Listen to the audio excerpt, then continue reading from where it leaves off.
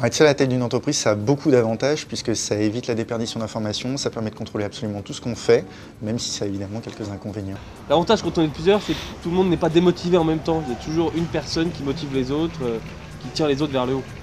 D'après moi, il vaut mieux la créer à plusieurs.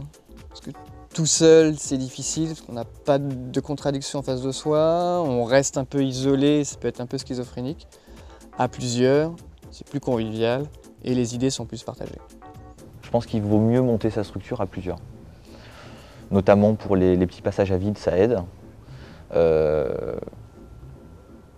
y a forcément des jours où il y a un coup de moins bien, même si ta structure marche très bien dès le début.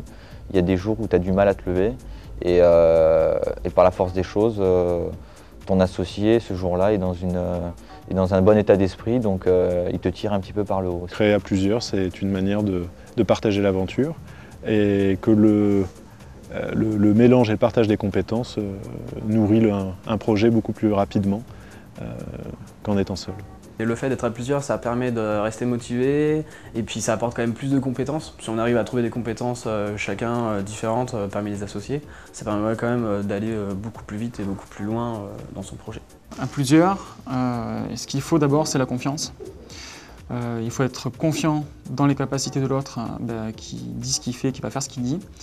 Et pour ça, je pense que c'est indispensable parce qu'il y a tellement de choses à faire quand on monte une entreprise que on sait que l'autre il gère une partie et on est tranquille là-dessus et on peut avancer sur sa partie. Et du coup, on avance vite et bien.